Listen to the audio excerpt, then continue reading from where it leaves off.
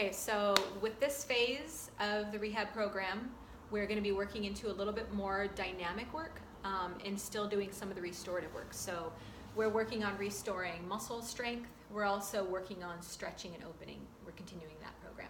So in this phase of the first exercise, this is a chin tuck up and down. Mercedes is going to demonstrate to you the movements. Now the key is making sure that your head is only a tiny little fraction off the ground. You can still feel almost your hair on the back of the floor. With this is just to be very gentle. So you're going to breathe in, and then as you extend, you're going to extend your chin back all the way to the wall. Now you're going to have your head just a tiny bit, so make sure your head does not go forward. And then breathe in, tucking the chin.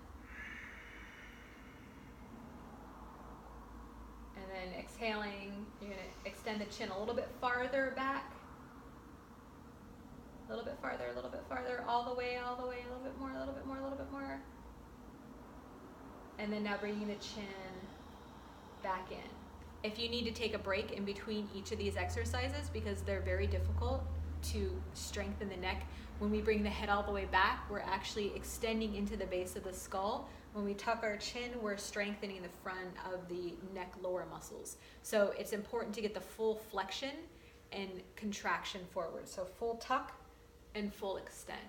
Now when you extend, you're gonna have to pick your head up just a little bit, but be careful that you're not leaning forward into it. Good. And the next exercise is a modified fish. This you want to hold for about 30 seconds to a minute.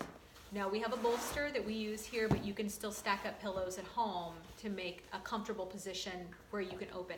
The key is making sure that your head is supported and that your shoulders are opening, but the middle of your back is supported. And this is going to be an extension in the front of the body, an extension into the neck and shoulders, but the head is still not carrying heavy weight. So there's support into the neck, there's an opening into the side of the arms, and there's an extension in the front of the ribs, opening into the hips. Now this is a resting and expansion pose, so we're stretching the front of the body. You want to hold this for about 30 seconds to a minute. And you want to really focus on opening the ribs, opening the shoulders, opening the chest, because a lot of us, especially with car accidents, because of the seatbelts, we get a lot of destruction, a lot of tension around the pec muscles, and the rotation from the seatbelt shearing us, there becomes this really tight pattern that pulls into the neck. So you want to make sure that your head is a neutral spine, but you're opening, breathing, and really focusing on feeling this relax and expand. Now this is not a forceful, this is using gravity, so just relax into the position and breathe. And again, 30 seconds to a minute. The next position is a seated neck roll. Now we've practiced the compass position, which is left, north, south, east, west. This is the full pattern. So your neck has multiple positions that it can engage to, and some areas you're gonna feel like it doesn't go to, and some it goes to more easily. So you don't wanna force it, you wanna gently just allow it to move through. So as Mercedes moves her neck, she's going to engage in her core and engage her belly button and engage your back. She's seated where her spine is over her hips, her shoulders are over her hips, that she's actually using her spine to support her, and gravity is doing the work. And as she's moving her neck, gravity is using the weight of her head to stretch her neck. This is a gentle roll, no force feed. So you're going to move through this as you breathe in and breathe out. And you want to do both sides. So you're going to roll to the right and then roll to the left. And we're going to do this for 5 breaths. And next position is child's pose. So Mercedes is going to move into child's pose. Child's pose is an opening of the shoulders and an opening of the hips as the back extends. So this is a gentle, relaxed position, but it's still an engaging position, where we're going to be stretching the sides of the arms. Now you may not be going as deep as she does, so go into a gentle position that feels like it's just slightly discomfort, but it's not pain. If there's pain, back in a little bit. So her hips are off her feet. She's sitting in a position that allows the hips to open so the knees are wide, right? That's important. The back is in a nice neutral and she's extending the arms all the way, hands flat on the ground.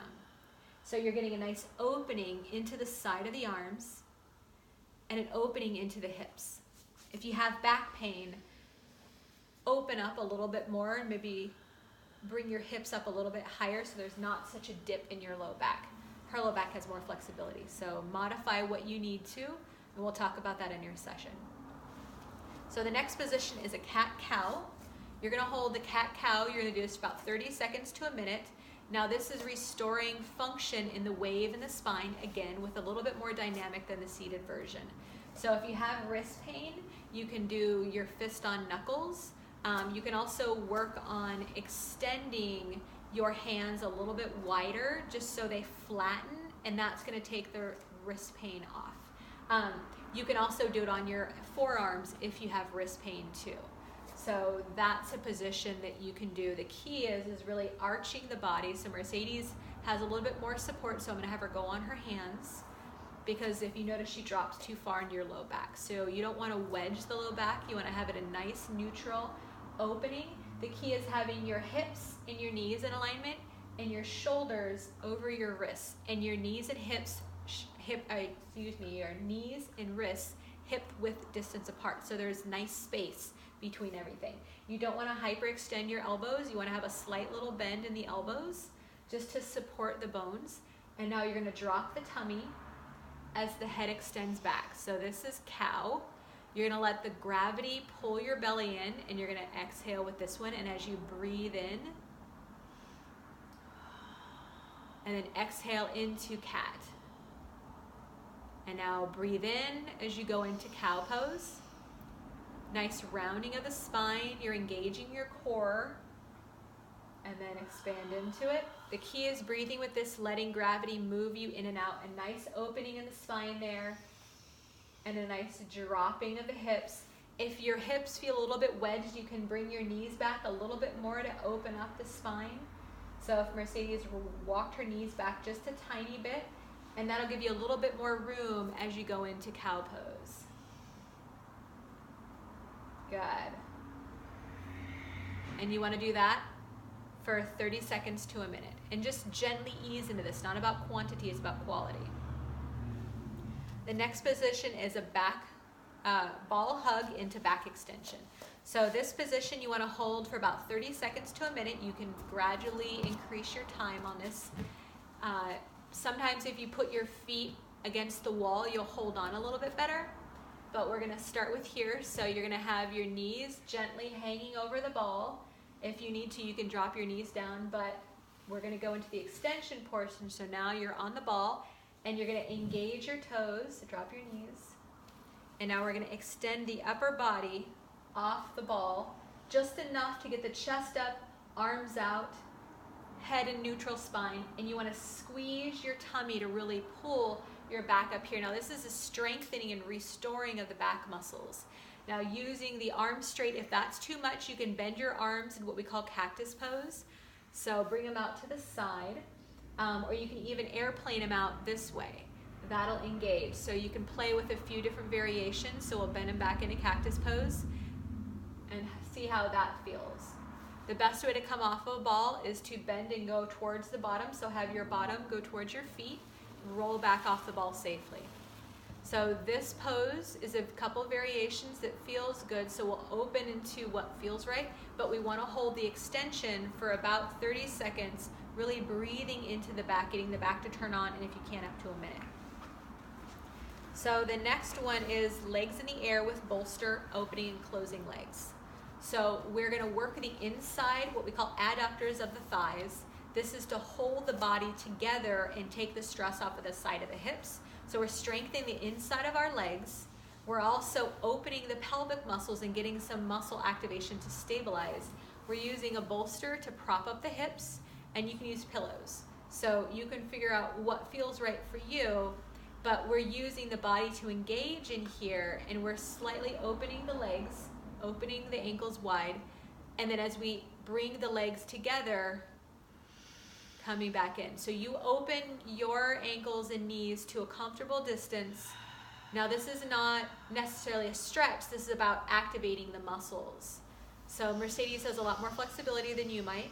So even if you got about half the distance as she does, just enough to be able to include the legs back together is the strength. Now as you're doing this, make sure you're pulling in your belly button, relaxing your neck, not clenching your jaw, and you're breathing in and out with the inhale and exhale through the movement. There should be no discomfort in your neck and no discomfort in your back. If your back has discomfort, take the bolster off and just do it flat on the ground with your legs moving in and out. The key is getting the inside of the leg muscles to turn on, and to make sure you're turning your tummy on, so engage your by pulling in your belly button. The next pose is called reclining bound angle in butterfly. Butterfly just means the legs are opening up. So we're now, the other exercise was to strengthen the legs. Now we're going to be opening up the pelvis to stretch the legs. So again, Mercedes is going to use these blocks to prop the knees up. If you don't need the blocks, you don't need to put them there. But she's giving just enough to open the hips, open the pelvis, opening the front of the chest, opening the breath. This is a gentle pose. The longer you hold these gentle restorative poses, the more you work with scar tissue. And that's what we're working right now in with the car accident is scar tissue.